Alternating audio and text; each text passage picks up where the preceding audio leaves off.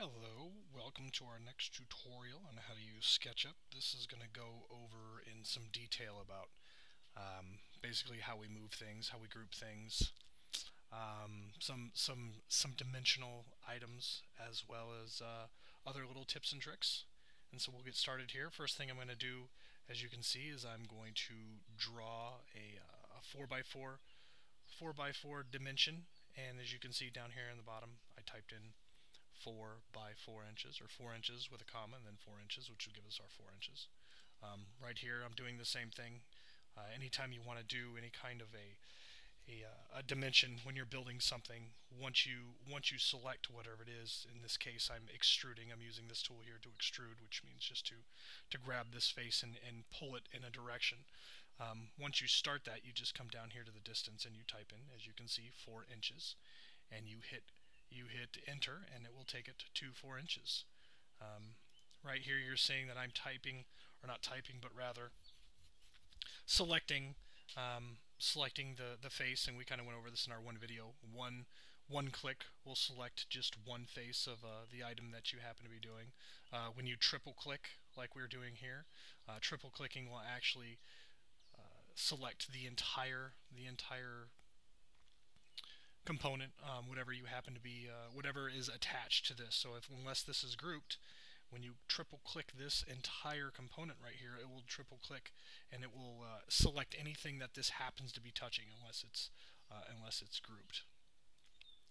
All right, from now here, this goes into what we were talking about earlier. We're going to start grouping.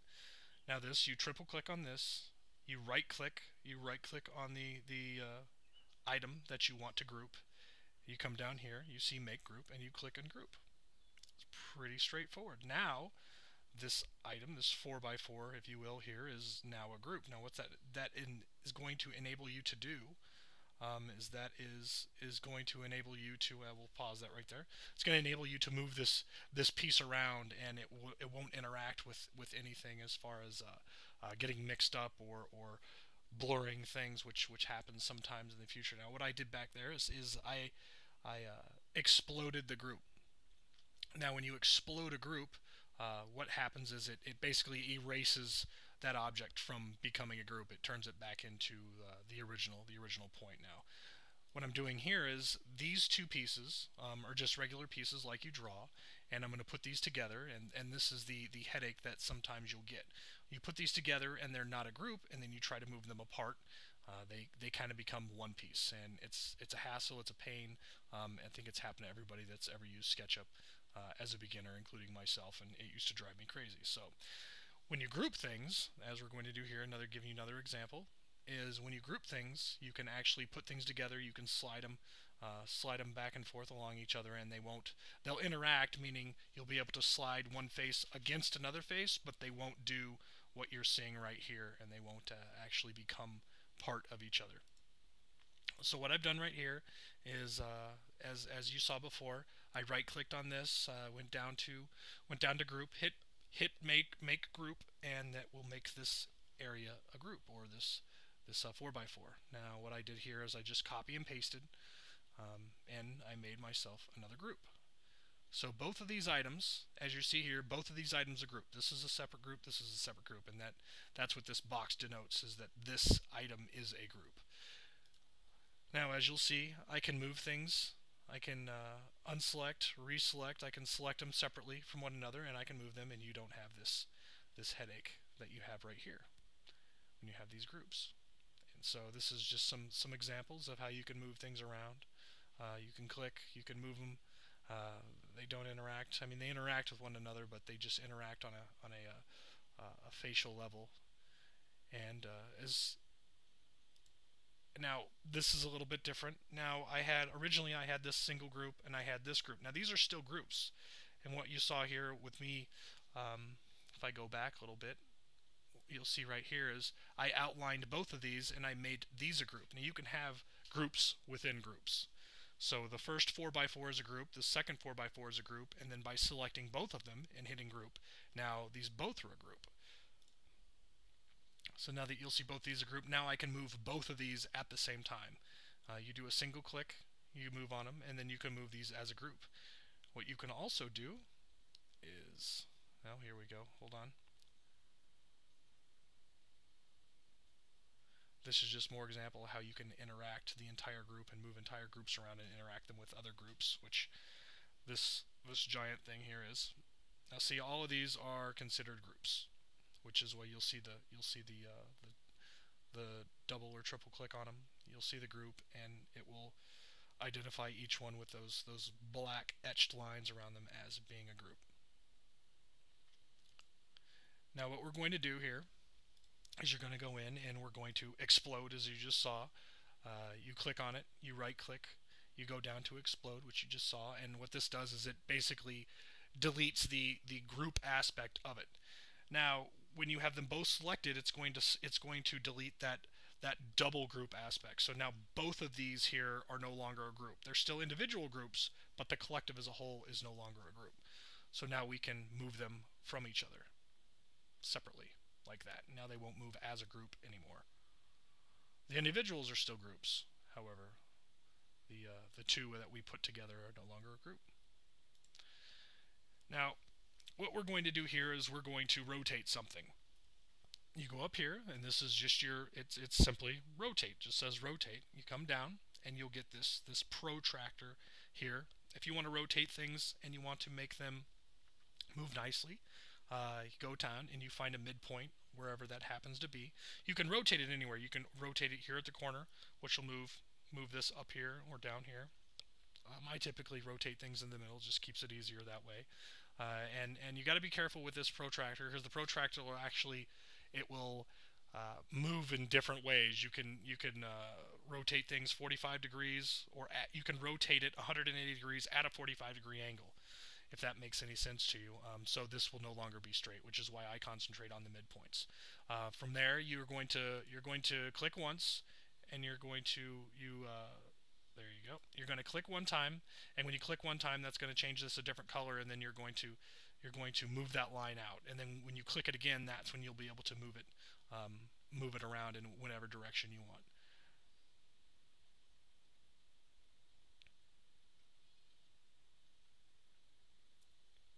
And this is just some more movement. And this is again selecting both of these at the same time and making your group, as we've gone over a few times already, just to drill it into your head. And this is how you make a group. And so you can still select the individuals from making the group in and of themselves. But when you come back and you have both of them, you'll still be able to move them independently if you select them independently, or if you come back out and you select them as a group, like right now, you can move them as a group together.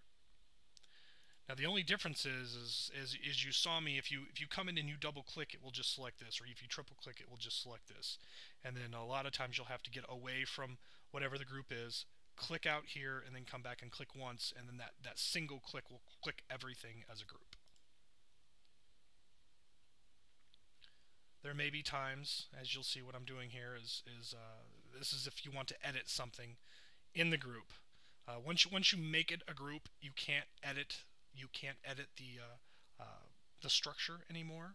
So you either have to explode the group, which is what I'm going to do here, which means getting rid of the group, or you can click edit, which is what you saw on the right above the exploding group. When you click the edit portion of the group, then you can select the individual faces and you can edit. You can delete it, you can put holes in it, whatever you need to do. And when you're done and you click away from the group again, like I just did,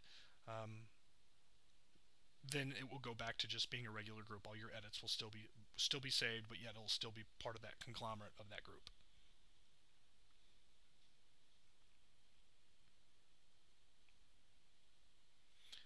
Now, as you saw here, I just selected this entire box, and I made it a group by selecting the box, right-clicking, going down to group, selecting group, and now I can move this box anywhere I want. And this goes for anything. You can use this tool up here, the rotation tool. Once it's a group, you can click on any corner, you can click in the middle, you can click wherever you want, and then you'll rotate this group as a whole. So that group does exactly what it suggests, which is it groups something, and it allows you to move it as a group.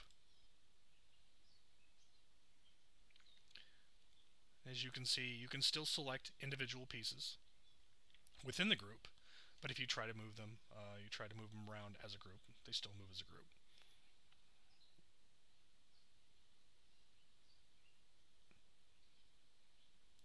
And this is an example, as you saw. You go in here, and we'll back up a little bit just so you can see this while I'm explaining it. Here we go into edit group, and that's that single piece. So now that we're editing the group, when you edit the group, it means everything in this hashed line. Now that I'm editing the group, now I can move portions of the group. I can move them around. I can delete them. I can do whatever I need to do, which is what you just saw, which is what I did. I hit edit group. Now I want to edit this one piece. So say you move that piece and you put it in the wrong spot. You really wanted it over here. You hit edit, you go to it, you select the group, and now the group is a whole again, and you can move it just like you had before.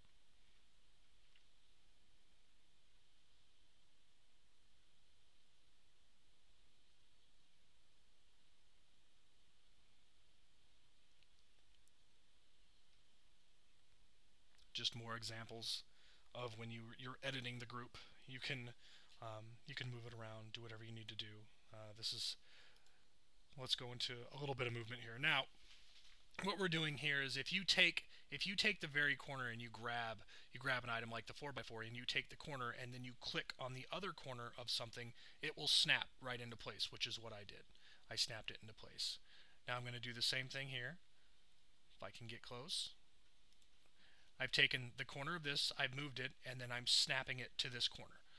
So to make movement much easier, if you take a corner or you take a midpoint, you can snap a corner or a midpoint to another corner or another midpoint, and it makes movement much easier.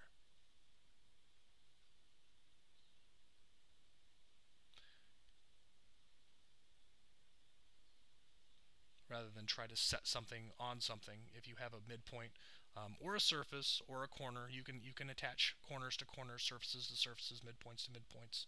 I find it easier to just do corners to corners, and then you can actually slide them, which I'll show you a little bit later. But when you attach something to a corner, you can grab it and then you can slide it along the surface just like so, and you can move it to wherever you want. And the SketchUp will actually do a pseudo grab. Once you're on the surface, SketchUp knows that you're moving it on that surface, and it'll allow you to actually slide it on that surface. It won't. It's you'll be able to, for lack of a better term, you'll be able to feel it when you start moving things around. You can actually, like I'm showing you now, you can move things on a surface, and it will actually slide without going into the other piece.